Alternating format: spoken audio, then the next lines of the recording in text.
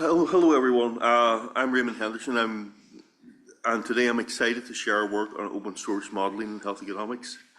The talk is based on our recent systematic review published this week in Value and Health.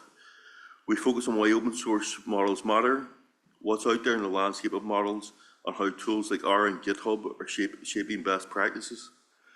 Our title highlights that in practice, R and GitHub really are at the forefront of this movement.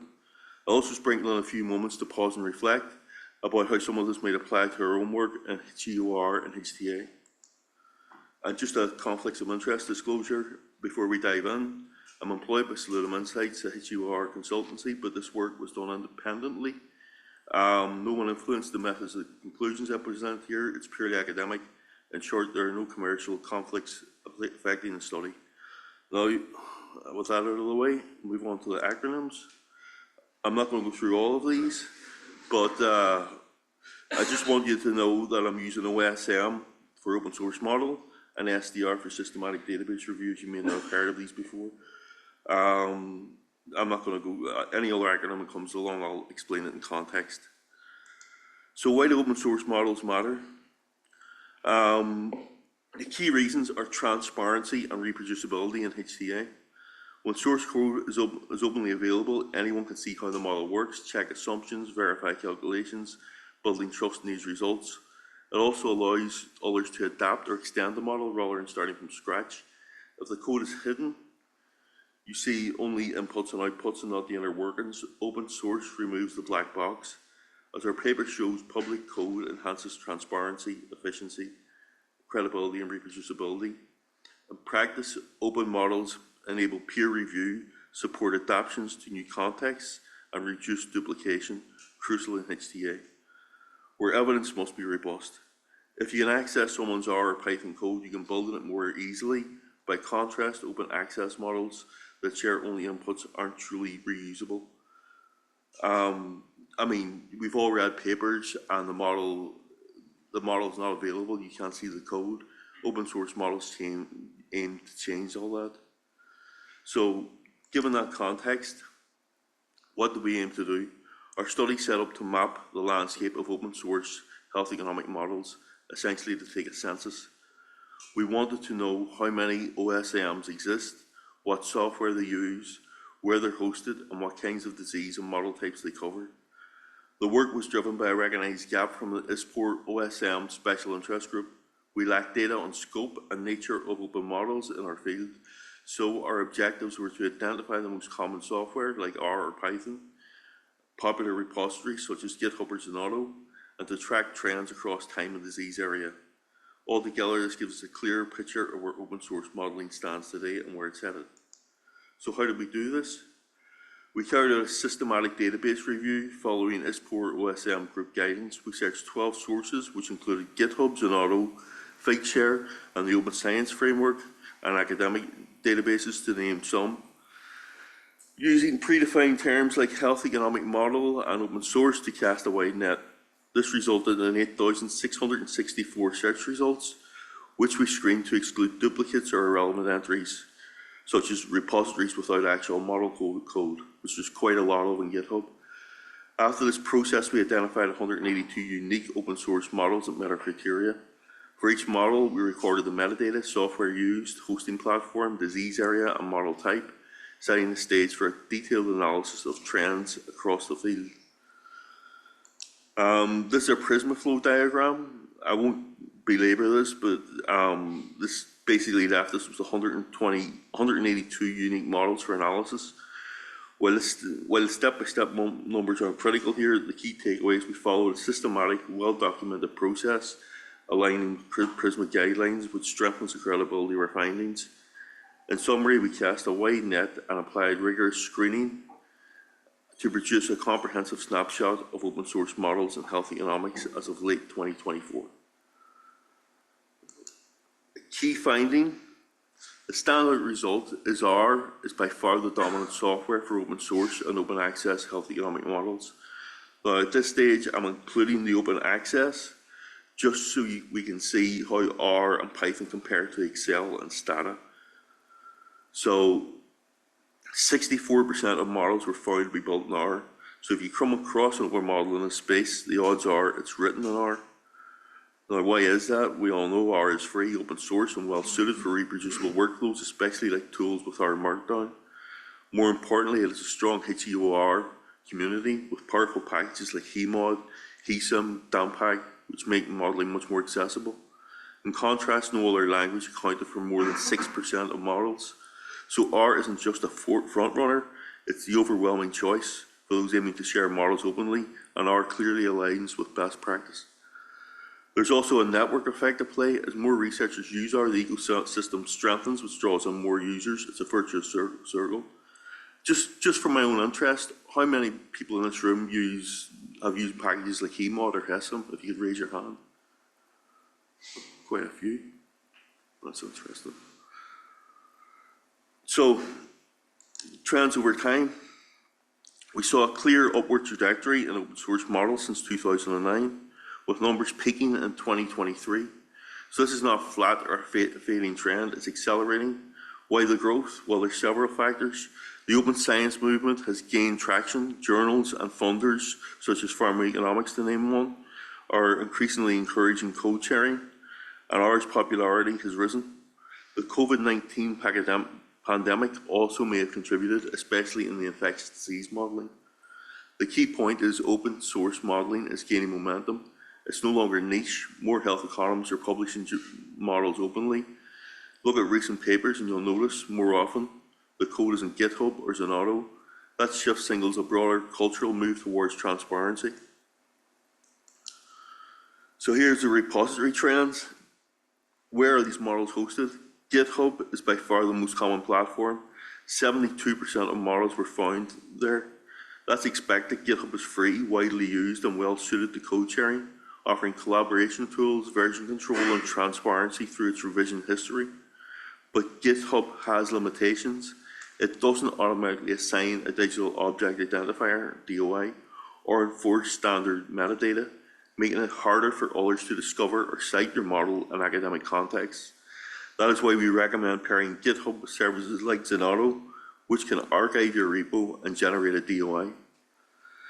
Zenodo was the second most popular platform, followed by the Open Science Foundation or framework at Tufts, Mendeley, and Figshare in smaller numbers, but make no mistake, GitHub dominates. One advantage in reviews like ours is that many GitHub hosted models aren't visible in academic search engines. So unless you search GitHub directly, you might miss a lot. In short, GitHub is king, but we need to ensure models are findable and citable before I'll give more on that in the recommendations. Just a word on the breadth and depth of the OSMs found. The models we found in terms of structure and application, almost half of them were Markov cohort models. Of course, we know it's a classic for cost-effectiveness modeling. A quarter were simulation models like discrete event simulation, micro simulation. 7% were SEER epidemic models. That's likely to reflect COVID-related work. Then we have decision trees and partition survival models, which are less common at 5% and 3% respectively. And though not shown here, we also found that 29% of models focused on infectious disease, possibly driven by pandemic-related interest and funding. Oncology, mental health, and other areas appeared too, but infectious stood out. Interestingly, 82% of models were standalone, meaning they were complete, runnable economic models, not just add-ons. So what does this tell us? That most open models built in R and use Markov are simulation structures. There's some diversity if you're working on, say, a decision tree or partition survival model. Sharing it would help fill a gap. So, I mean, to put that out there, your own modeling could benefit from being shared openly. Let's look at some of the challenges we uncovered. One major issue, almost a quarter of models had no license. That means that technically they aren't reusable, even if the code is open source. Without a clear license like MIT or GPL, others can't legally use or adapt the code. So in effect, they're not truly open source. This is a significant gap. Just putting the model on GitHub isn't enough. You need to explicitly grant permission to reuse it. We'll highlight this again in the recommendations, but it's worth stressing. Always check for a license. The second issue is discoverability. GitHub lacks structure, so many models don't show up in standard searches. Few use consistent metadata or keywords, which makes them harder to find. So we suggest that modelers add clear tags, such as diabetes, Markov model, and follow standards like Cheers. Better tagging will help others locate and cite relevant models. In short, licensing and metadata are still weak spots. Until we improve them, many valuable models will remain effectively hidden or off limits. So given all this, what's emerging as best practice? R and GitHub clearly lead the way, and it's not just popularity, it's practicality. R supports clarity and modularity. You can build models using scripts or packages, document them with tutorials or vignettes, and share them through platforms like CRAN. Many R users already follow good habits: version control, reproducibility, and open documentation. GitHub adds transparency and collaboration. Every change is tracked, and others can raise issues or suggest improvements. Repositories can be forked, allowing your model to evolve with input from the wider community. Together, R and GitHub reduce redundancy. Why build from scratch if you can adapt an existing model? This speeds up research. As we read in our paper, open source modeling HTA is part of a broader shift towards open science, much like genomics or climate research. One important caveat: this only works with proper licensing and documentation. R and GitHub give you the platform, but you need to include a license and a clear README to make your model truly usable. So R and GitHub are made for each other. One great learning method is to put the GitHub associated URL on R and download other people's models, and in a matter of set minutes, you'll have a fully functioning model that you can play around with. It's a great way to learn. So recommendations for practice. Based on our study, here are practical recommendations for publishing a health economics model. Include clear metadata. Label your repository or article with keywords like open source, model, type, such as Markov simulation, and disease area to improve discoverability. For example, open source Markov model for diabetes cost effectiveness. Use GitHub plus Zenodo. Host your code on GitHub and archive a snapshot on Zenodo or Figshare to obtain a DOI. This ensures your model can be cited and provides a persistent link even if GitHub changes. Apply an open license. Attach a license such as MIT or GPL to remove any doubt about legal use and modification. Without a license, your model isn't truly open source. Structure and document your code. Use modular functions, add comments, and provide a tutorial or vignette. A clear folder structure, data, R, results, helps others navigate and understand your workflow. Follow these steps and your model's value to the community with standardized reporting and clarity, leading to greater impact. And just a call to action. For researchers, share your models openly. If you develop an economic model, especially in R, upload it to GitHub and follow the recommendations above. Your peers will appreciate it, and future systematic reviews like ours will find inside your work. Educators, make R the default language for health economic modeling. Graduates fluent in R and open science will produce naturally open and reproducible models. Incorporate open model exercises into your courses. To policymakers and HTA, agencies encourage or require open models and submissions. Where possible, fund projects that create open source models. Transparency improves credibility in decision making.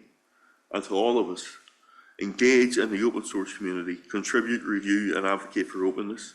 As the OECD states, open science accelerates discovery, democratizes knowledge, and strengthens trust. Together, this will create a virtuous cycle. Transparent models improve policy, build in public trust, and encourage further openness. So before wrapping up, I want to acknowledge the team and community that made this possible. Our ISPOR and SMDM open source model special interest group provided guidance and feedback during this work. Many colleagues in health economics gave us useful insights when searching and interpreting models. Of course, a big thanks to my co-authors, Chris Thompson, Xavier Powells, Stephanie Harvard, Ron Handels, Talitha Finistra, Rama Spendari, Arya Sapasi, and Rennie Arnold for their contributions, and thanks to all of you here for engaging with these ideas. Thank you for listening. I hope this has given you a clear overview of the landscape of open source health economic models and some practical food for thought. I look forward to your questions and discussion on how we can advance open science in HTA. Thank you.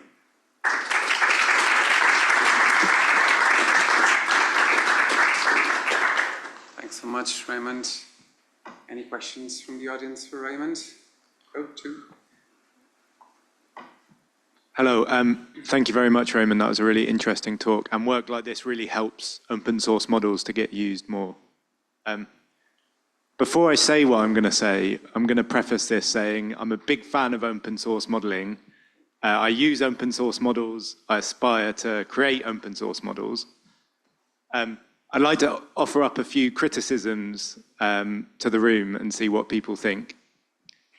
The first is, as a modeler, I need to fully understand how the model I use tell people these are the results of my model.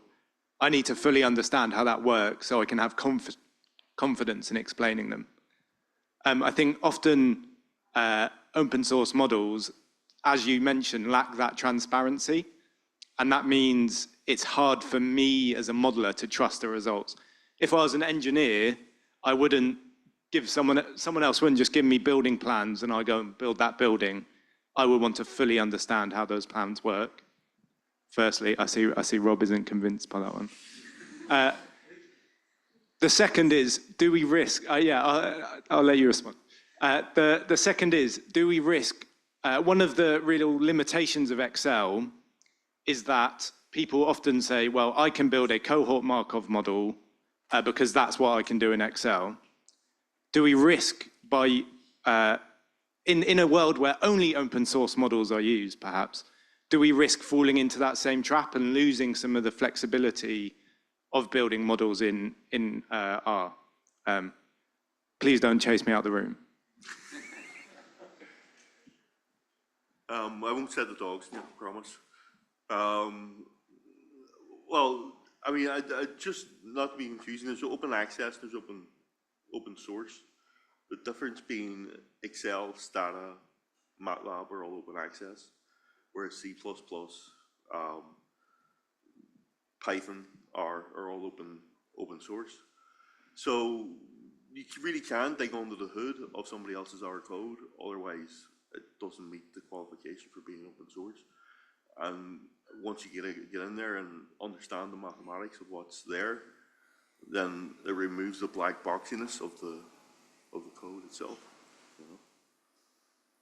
Did that answer your question?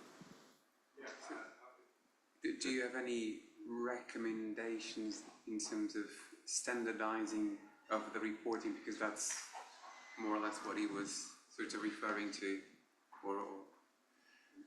Yeah, well, I mean, the best code I see, do you know Koenig Dealing? He's a really good discrete event simulation modeler. He's very good at describing his code to the point of, you know, he almost leads you through the hand with his R scripts. I mean, I would recommend that. Excellent. There was one over there.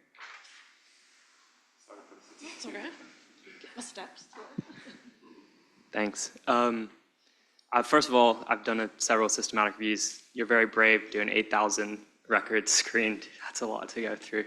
I was wondering about whether or not you captured data about like who made the models. Like, are they from academia? Are they from industry, consultancy? It might be interesting. Well, yes, I did. And if you go and look for the paper, there's a related Excel document that tells you who sponsored it, academia and pharmaceutical firms. We were quite surprised how many pharmaceutical firms actually sponsored models, which was quite encouraging. Interesting, thank you.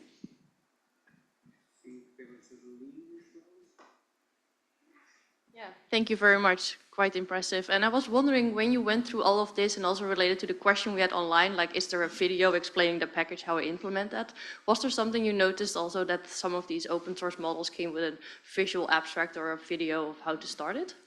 Well, I started researching on GitHub, and if I found an open source model, I then looked for the associated publication. I mean, that sounds kind of backwards to do it, but we also did alongside in the paper an SLR to make sure that we weren't going off kilter, you know. But most of the open source models did have publications, but there were maybe of the 213 beyond Earth, there were maybe a dozen to 2 dozen that didn't have an associated publication, that were just a standalone model. Now maybe they were waiting to put the publication, they put it on GitHub first, and they were waiting to put a publication forward. I'm not sure. You know. But the one thing about searching GitHub, just to the previous audience member, there was a lot of empty repositories, so it was both frustrating and quicker than you would normally think than doing a traditional SLR. Great. Thanks very much, Raymond. Thank you, everyone. A very, very interesting presentation. Thanks. Thanks, everyone. Right.